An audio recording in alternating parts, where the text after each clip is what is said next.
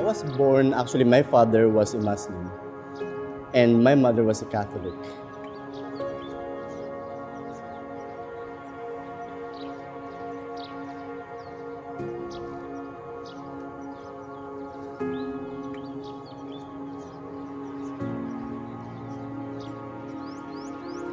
I grew up without the presence of my mother because when I was grade 6, she started to work in other countries. So I have 5 siblings. We've learned how to be independent. We've learned how to do a lot of things by ourselves. I used to smoke. I used to say bad words, and I used to drink also alcohol, but sometimes.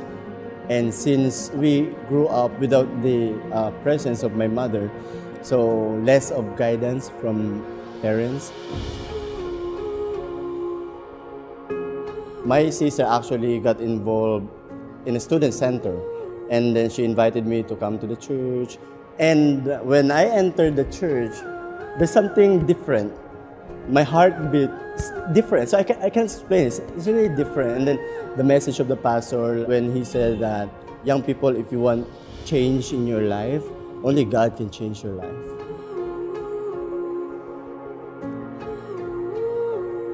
And I was crying. I stood up. I didn't care with those people around me. And I was like, Lord, I want change in my life. So that's the time that actually I decided that I will follow God with my heart.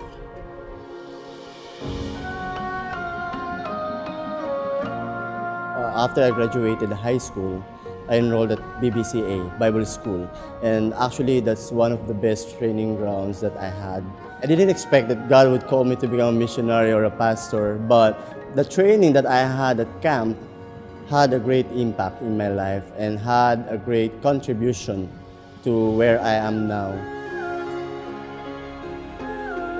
So through discipleship, I learned how to pray. I learned how to read my Bible and train me for the things that I needed to learn as a young believer. And that's why discipleship is really in my heart.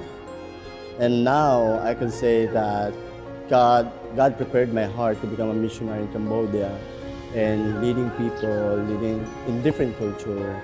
It's like, wow, it's all by God's grace. God called me to make disciples. God called me to train people and then find God's will in their lives.